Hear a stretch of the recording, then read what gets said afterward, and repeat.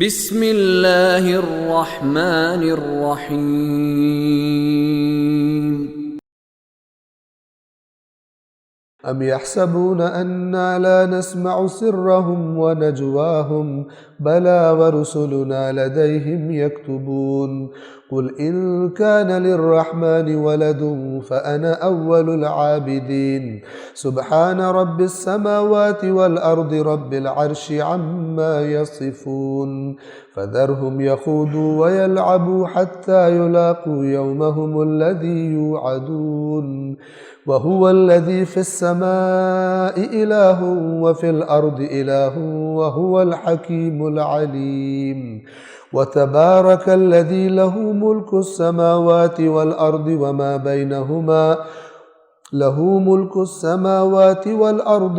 بينهما وعنده علم الساعة وإليه ترجعون ولا يملك الذين يدعون من دونه الشفاعة إلا من شهد بالحق وهم يعلمون ولئن سألتهم من خلقهم ليقولن الله فأنا يؤفكون وقيله يا رب إن هؤلاء قوم لا يؤمنون فاصفح عنهم وقل سلام فسوف يعلمون۔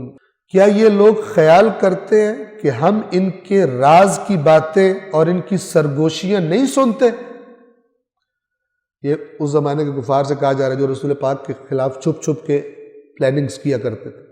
کیا یہ لوگ سمجھتے ہیں کہ ہم یہ جو سرگوشیاں کرتے ہیں آپ کے خلاف اور اس اسلام کے خلاف پلاننگ بناتے ہیں، جو ان کے دلوں کے اندر راز چھپے ہوئے اور جو یہ چھپ چھپ کے باتیں کرتے ہیں، کیا انہوں نے سمجھا کہ ہم وہ نہیں سنتے؟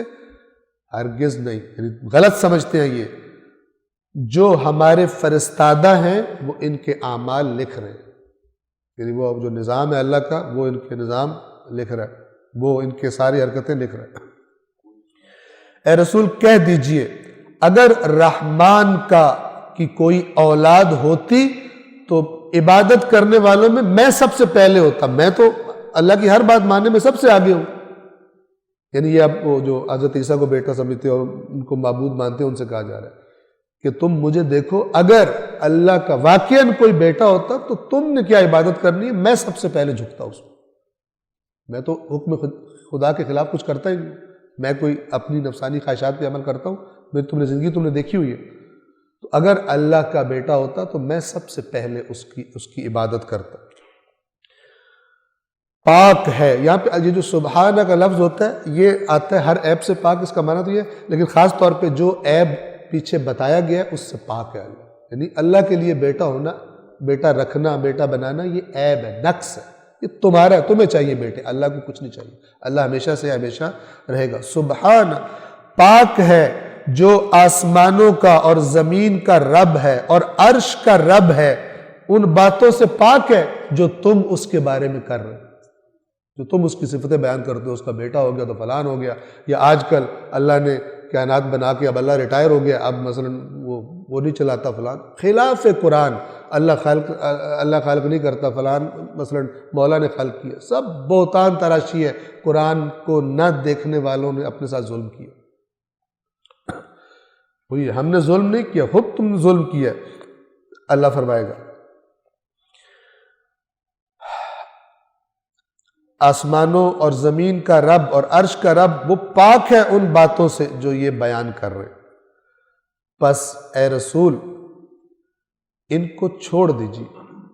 یعنی یہ ایک معاشرے کا ایسا طبقہ کہ جو اتنے اپنے غلط عقائد اور نظریات میں کہ اللہ اپنے نبی سے کہہ رہا ہے کہ انہیں چھوڑ دیجیے کہ یہ انہی بیہودہ باتوں میں اور اسی کھیل کود میں مگن رہیں، وہ یہ لغویات کر رہے ہیں، اسی میں ان کو مگن رہنے دیجیے، یہاں تک کہ ان کی ملاقات اس دن سے ہو جائے جس دن کا ان سے وعدہ کیا گیا، اور وہی ہے جو آسمانوں میں بھی معبود ہے، آسمان میں بھی معبود ہے اور زمین میں بھی معبود ہے، اور وہ بڑا حکمت والا اور علم رکھنے والا۔ یعنی ایسا نہیں ہے کہ آسمان میں کچھ کا نظریہ یہ تھا کہ اوپر وہ اللہ ہے، نیچے کے حضرت عیسیٰ اللہ ہے مثلا، یا نیچے کے اپنے وہی معبود اور رب بنائے ہوئے۔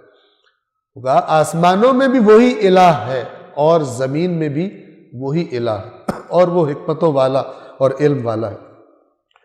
اور بابرکت ہے وہ ذات کہ صرف اسی کے لیے ہے آسمانوں اور زمین کا ملک، یعنی بادشاہت، سلطنت، اس کا وہ بادشاہ وہی ہے، اس کا صرف وہ ہے، اور جو کچھ ان دونوں کے درمیان میں ہے، اور اسی کے پاس قیامت کا علم ہے، اور اسی کی طرف تم سب پلٹاؤ جاؤ۔ آپ کیا قرآن کا لہجہ دیکھیں، وہی اسی ہماری زندگیوں میں یوں ہے، ہر بات اللہ، یعنی آیت جو ہے وہ اللہ کی طرف انسان کے ذہن کو دھکیلتی، اور پھر قرآن کہتا ہے وَمَا قَدَرُ اللَّهَ حَقَّ قَدْرِهِ، انہوں نے اللہ کی جو قدر کرنی چاہیے تھی نہیں کی، جو خدا کو مقام زندگیوں میں دینا چاہیے تھا وہ نہیں دیا۔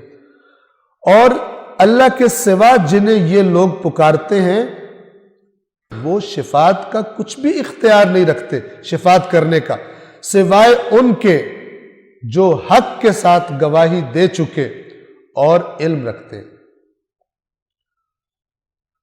کیا مطلب؟ یہ کفار کا، مشرکین کا عقیدہ کیا تھا جو قرآن نے بتایا ہے کہ ہم ان کی عبادت اس لیے کرتے ہیں کہ یہ ہماری شفاعت کریں گے آگے، ہم ان کو معبود، ان کی عبادت اس لیے کرتے ہیں کہ یہ ہماری شفاعت کریں گے۔ اللہ فرما رہے، اب یہ آیت جہاں غلط شفاعت کو رد کر رہی ہے وہی صحیح شفاعت کا اثبات بھی کر رہی ہے کہ جنہیں تم اے کافرو پکار رہے ہو اللہ کے علاوہ اور اپنا شفاعت کرنے والے بنا کے بیٹھے ہو، ان کے اختیار میں کچھ بھی نہیں ہے سوائے اس کے جو حق یعنی توحید کی گواہی دے چکا ہو، جو موحد ہے۔ کیوں؟ مثلا حضرت عیسیٰ شفاعت کرنے والے ہوں گے، ٹھیک ہے، لیکن یہ جو کہہ رہے ہیں، جتنے بھی لوگ دعویٰ کر رہے ہیں حضرت عیسیٰ نے میری شفاعت کرنی ہے، آیا سب کی شفاعت کریں گے؟ نہیں، اس کا ایک قاعدہ قانون ہے جو اللہ نے کہا ہے میرے اذن کے بغیر کوئی شفاعت نہیں کر سکتا، شفاعت کرنے والے کو بھی اجازت دوں گا اور جس کی شفاعت ہونی ہے اس کے بارے میں اجازت دوں گا کہ تم کر سکتے ہو اور اس کی کر سکتے ہو۔ یہ توحید یہ ہے، اصل بادشاہ یہ ہے، یہاں پر کھیل بنایا ہوا لوگوں نے۔ شفاعت برحق ہے، شفاعت ہوگی، رسول اللہ شفاعت کریں گے، اہل بیت اطہار شفاعت کریں گے، حتیٰ کہ نیک، کہا گیا نیک بچہ اپنے ماں باپ کی شفاعت کرے گا، لیکن کچھ نہ کچھ چاہیے، اس کا کچھ قاعدہ ضابطہ ہے۔ ایسا نہیں ہے کہ اللہ تعالیٰ کے جرم کرتے رہو اور کہو کہ ہماری تو شفاعت ہو جانی، یہ کرتے تھے یہ لوگ۔ نبی آیا بات نہیں مان رہے، شرک کر رہے، کہہ رہے ہماری شفاعت ہو جائے گی۔ اللہ فرماتا ہے وہ حق کے ساتھ گواہی دے چکا ہو، یعنی توحید کی گواہی دے چکا ہو اور اس علم رکھتے ہیں۔ اور اگر آپ ان سے آپ پوچھیں کہ انہیں کس نے خلق کیا ہے تو یہ ضرور کہیں گے اللہ نے، تو پھر کہاں الٹائے جا رہے ہیں؟ یعنی جب اللہ خالق ہے، یہ اصل میں یہ آیات خلقت کا جو سوال کرتی ہے کس نے خلق کیا، یہ کہنا کیا چاہتی ہے کہ اگر اللہ خالق ہے تو رازق بھی وہی ہے، مارنے والا بھی وہی ہے، سب کچھ وہی ہے، تو تم کہاں پھر اس کے ساتھ شریک بنا رہے ہو؟ یہ فلانی چیز کا رب ہے، یہ فلانی چیز کا رب ہے، یہ فلانے کام کرتا ہے، یہ فلانے کام کرتا ہے، یہ فلانے کرتا ہے، یہ کیسے بنا رہے ہو؟ وہی ہے، یدبر الامر، وہی تدبیر کرتا ہے امور کی، وہی سب کچھ چلا رہا ہے، اس نے سب چیزوں کو تھاما ہوا، اور وہ چھوڑ دے تو کوئی نہیں جو تھام سکے۔ قرآن کی آیات، ساری آیات ایسے مبہم ہیں، ان کی سمجھ نہیں آتی، ان کو سمجھ نہیں آتی جو اور بھر چکے ہوتے ذہن میں۔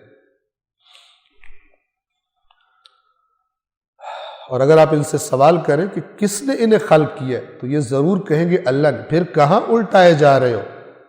اور رسول کا یہ قول، یعنی رسول نے جو اللہ سے کہا کہ یہ ایسے لوگ ہیں، یہ ایک ایسی قوم ہے جو ایمان لاتے ہی نہیں، ایمان ہی نہیں لاتے، تو پھر اللہ کا جواب اس نبی کے لیے، پس آپ ان سے درگزر کیجئے، یعنی صرف نظر کریں اور کہیے سلام۔ یہ ایک سلام ہوتا ہے خدا حافظی کرنے کے لیے، اچھے انداز میں کنارہ کشی کرنے کے لیے۔ اسلام کنارہ کشی بھی رسول اللہ سے کیا کہتا ہے؟ وَاحْجُرْهُمْ حَجْرًا جَمِيلًا، دوری اختیار کیجئے اچھے طریقے والی دوری، ٹھیک ہے نا؟ یہ نہیں کہ گالیاں دے کے میں جا رہا ہوں،